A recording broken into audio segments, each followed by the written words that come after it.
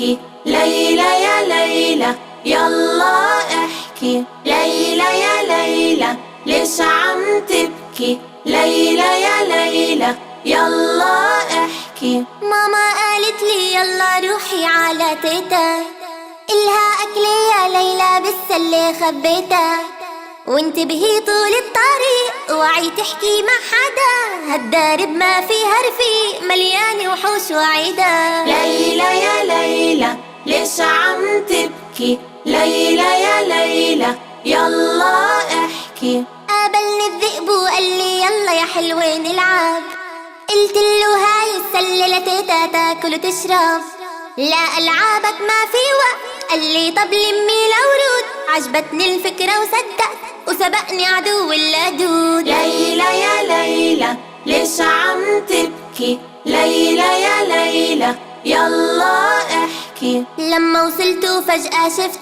يلي ممدد بالسرير هيدي تيتا والله خفت شكلها متغير كتير. يا تيتا ليش عيونك كبرانين لا شوفك فيهن يا أحلى الحلوين ودنيكي ليش هالقد ضخمين. لا اسمع صوتك هالحيل الرزين طب صوتك ليش تغير ليش تخين مرضانة غيرت صوتي لسنين واسنانك ليش كبار وحادين علشان أكلك يا مامي.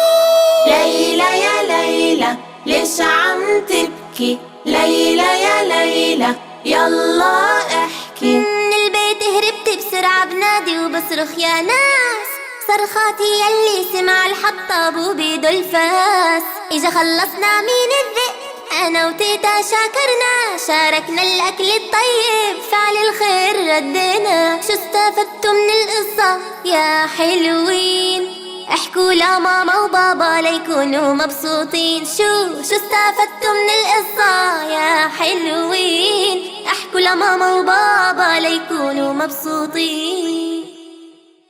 شو استفدتوا من القصة يا حلوين احكوا لماما وبابا ليكونوا مبسوطين. شو استفدتوا من القصة يا حلوين احكوا لماما وبابا ليكونوا مبسوطين.